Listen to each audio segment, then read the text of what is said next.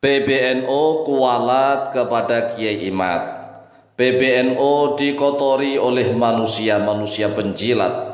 Bahkan PBNU dikotori oleh manusia penjilat yang merusak lingkungan di Raja Ampat. Sudah berkali-kali kami mengingatkan bahwa NU harus konsentrasi mengurus umat, mengurus tentang akidah umat, amaliyah umat, mengurus tentang akhlaknya umat, tidak ikut-ikutan tamak serakah ingin menguasai tambang di Nusantara. Dan aneh, PBNU seolah-olah merasa suci bersih sehingga seenaknya saja ikut-ikutan merusak negeri ini dengan menjadi komisaris salah satu perusahaan tambang, merasa dirinya sudah suci, sudah hebat, sudah kebal dari segalanya, sehingga bertindak seenaknya. Sudah berkali-kali kami Al-Fakir Ma'alim memberikan nasihat, jangan ikut-ikutan, karena tidak ada kebaikan untuk NU dan umat Islam di Indonesia. Karena kami sudah lama di Bontang, Kalimantan Timur, 15 tahun kami di sana. Dan insya Allah sedikit banyak kami paham tentang bagaimana tambang dan lingkungan itu. Nah kemudian PBNU ditawari untuk ngurus tambang. Akhirnya manusia-manusia yang rakus, tamak, serakah, lupa diri. Karena sudah bergelar Kiai Haji.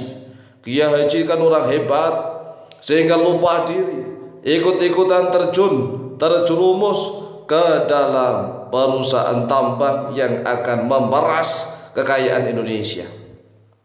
Nah, salah satu pengurus PBNU yang getol menyerang Kiai Imad demi membela nasab para habaib Alwi adalah Kiai Haji Ahmad Fakhrul Razi, atau yang sering dikenal dengan sebutan Gus Fahrul. Luar biasa.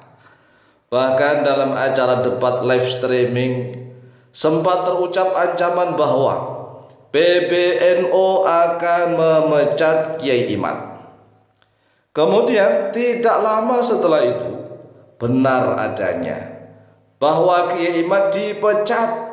Kiai Imad dipecat dengan cara halus, yaitu dipecat dari anggota LBM PBNU dengan cara menerbitkan SK kepengurusan baru. Ini kan cara-cara liciknya PBNU. Dan ternyata ada manusia-manusia yang licik di dalamnya. Sehingga inilah otaknya, otak dalangnya bagaimana bisa mengatur Rois Am PBNU, bahkan ketua Tanfidiyah seolah-olah diatur, disetir. Sehingga muncul nih SK kepengurusan baru untuk pengurus LBM PBNU.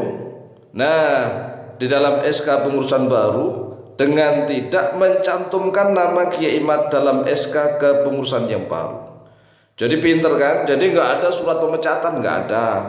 Agar kelihatan elegan begitu, agar kelihatan sopan. Tetapi ini cara-cara yang dolim, cara-cara yang licik, sewenang-wenang. Jadi diterbitkan SK baru. Ini kan seenaknya sendiri. Ya mentang-mentang dikasih amanah oleh Allah untuk menjadi pengurus organisasi yang dibentuk oleh para ulama. Ini kualat pokoknya. Kalau nggak hati-hati. Nah kami sendiri Al-Fakir Ma'alim pernah mendirikan NU di Bontang.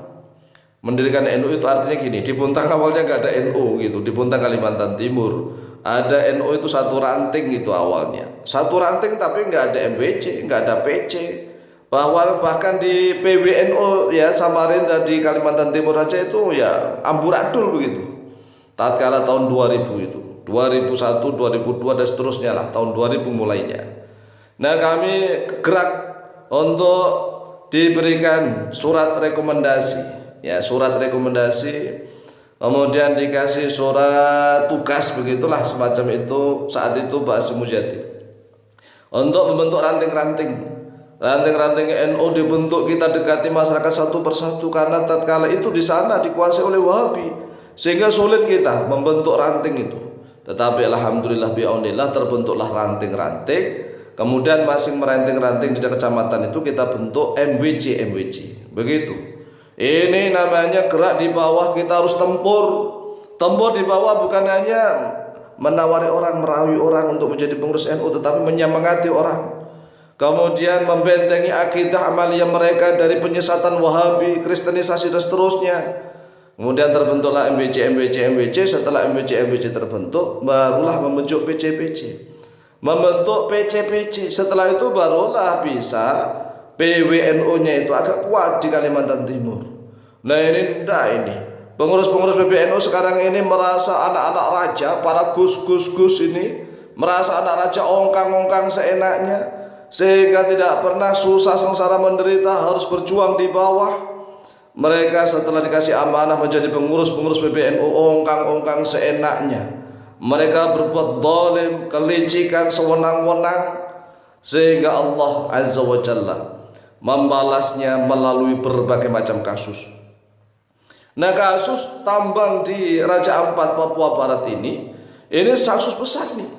Ini kasus ini akan mengotori nama PBNU secara khusus dan bahkan mengotori nama NU secara keseluruhan. Coba Anda direnungkan. Dari dulu sudah kami ingatkan berkali-kali, jangan NU jangan ikut-ikutan tamak rakus serakah. Mentang-mentang nanti uang yang miliaran, bahkan uangnya triliunan bisa untuk ini itu. Ingat. Kita ini posisinya adalah sebagai penerus perjuangan para ulama.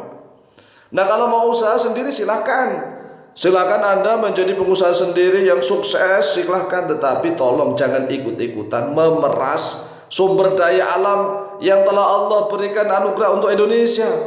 Kan segala kekayaan sumber daya alam itu kan untuk kesejahteraan rakyat, bukan untuk digarong maling bareng-bareng. Kekayaannya itu ngalir kepada pribadi-pribadi. Tidak seperti itu. Ini namanya kelicikan, kedoliman, kesewenang-wenangan.